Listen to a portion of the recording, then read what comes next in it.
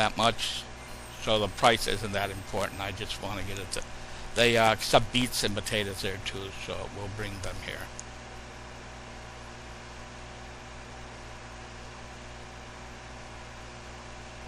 I can't wait to have, 1,000 acres all planted in corn. It'd be cool. And some massive machinery. 2 or 3 combines and a lot of stuff going on. It'd be pretty cool. Oh, let the car go by. We don't want to get in an accident.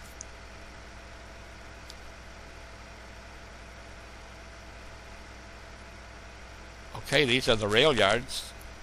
And what we're going to do is this side dump, so it makes it more realistic if we come up the other way and side dump into the cars. There's gas here if we run low.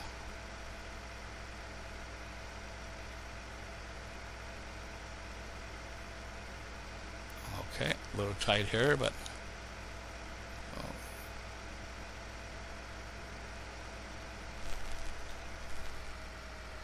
oh, exactly what I didn't want to do.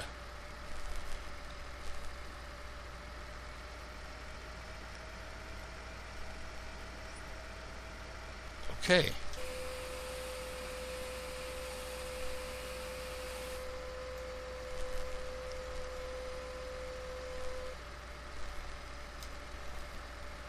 Well, we're pretty close. I think we have enough. But by the time we sell the beets, we'll have enough for the new combine. I don't know if you've seen it in any of my other videos, but it's really, New Holland just makes a phenomenal combine.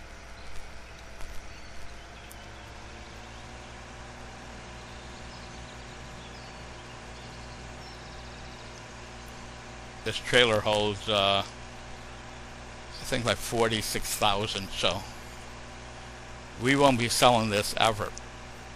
If need be, we just get additional, something bigger. I think they go up to, like if you get a tractor trailer type, they go up to around 60,000 or so. But we'll have to be a lot bigger before we're going to need anything bigger than this. Figure just 2 loads is about 100 ton to market, so that gets things done pretty quickly. We're going to cut up around here. You can see our fields coming in up. We'll be going right by them. I wanted to plant all of it in canola, but I accidentally started with wheat on the one section, so, and you'll be able to see it. The brown is the wheat and the green is the canola, so.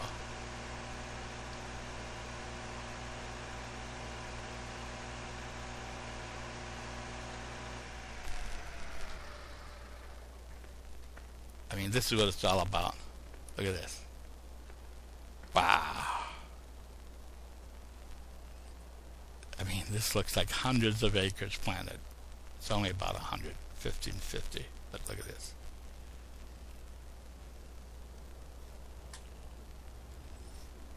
Okay, can't wait till it comes in. And look at this tractor.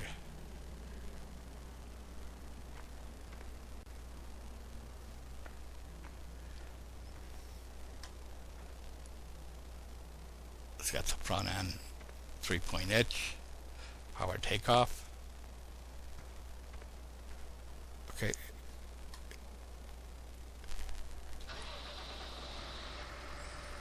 And we have 2 of these. The other one is sitting with the. Now I don't know if you've watched, but if you've watched, we got a spray unit to fertilize, and we mount it on the front of the tractor, and then we have a 9-meter cedar cultivator. So one pass does it all. So that works out great. When you're doing this much land, it just works out great.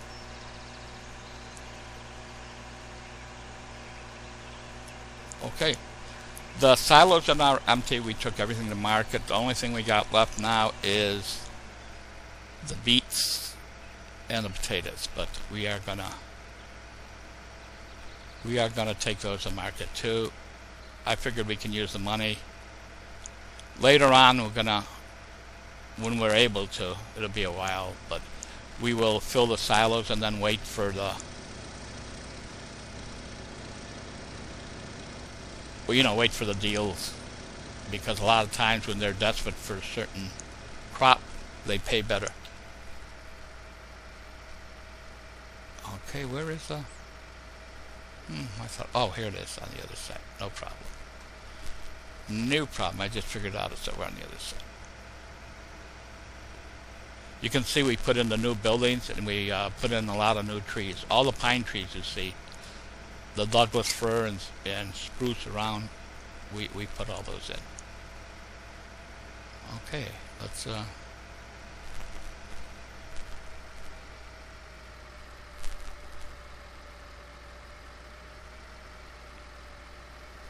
what did we do wrong here?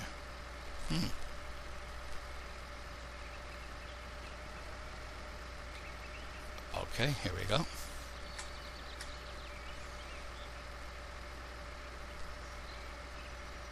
I think we have 16 ton of, what are these, potatoes? Yep. And then we have 16 ton of beets. I can't really tell which one's which, but I think that's the potatoes right there, but yep. Yep. Okay.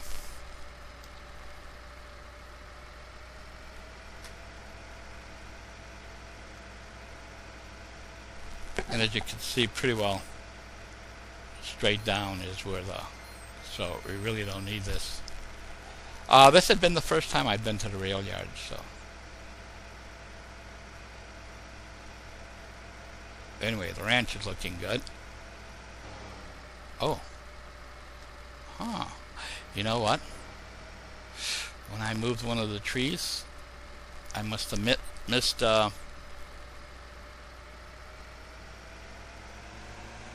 you know, there's two parts of the tree. If you're ever editing, and there's a tree itself, and then there's a part, you know, the part that makes it where you can't run through it. And when you remove the tree, you have to make sure you're removing both parts. Otherwise, even though the tree isn't visible, you're still going to be running in the trunk, and you won't be able to move with it, you know. It's like the tree is still there. The part of the mod that makes it a collision remains, so you have to remove that collision point and the tree. And I did on most, but apparently.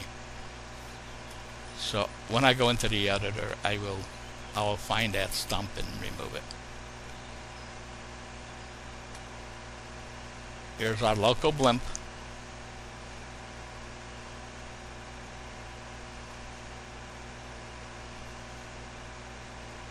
And as you can see, and it's absolutely true, you get about 280 days a year here in Texas where the skies are either blue or very few clouds. So we get a lot of sun here in Texas. In some areas like this, where the land is real flat like this, they will get 2-3 crops a year in.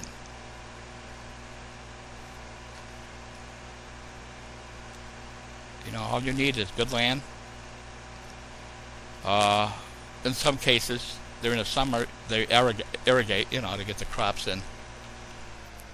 Now, a lot of the areas where the land is like this, they're using it for produce. They're growing strawberries and tomatoes and string beans and, you know, that type of thing, because you got to feed the people first. But in other areas, yeah, grain, all types of grain and corn.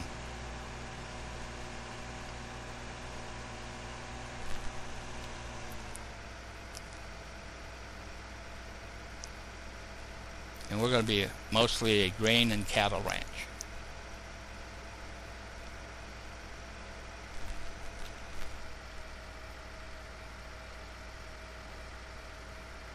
Okay, I like lining it up. Here we go. I don't know if it's a good idea to throw potatoes in with the grain, but hey, that's their problem.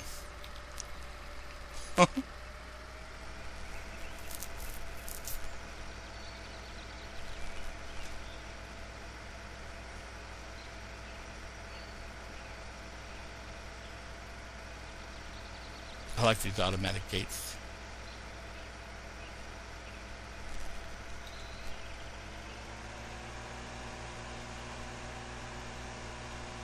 Is that a car up ahead?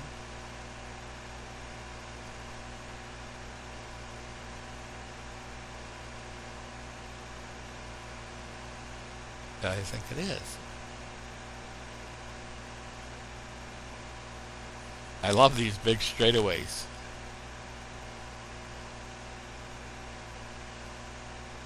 Hope no tractor trailer comes along the other way. Look at this.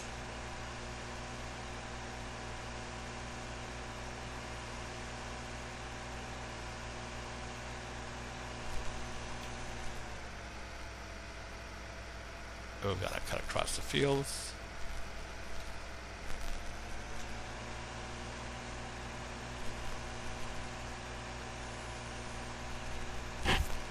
Okay, we've got beets to take, and then we're done. And you know what? We have enough to get the combine.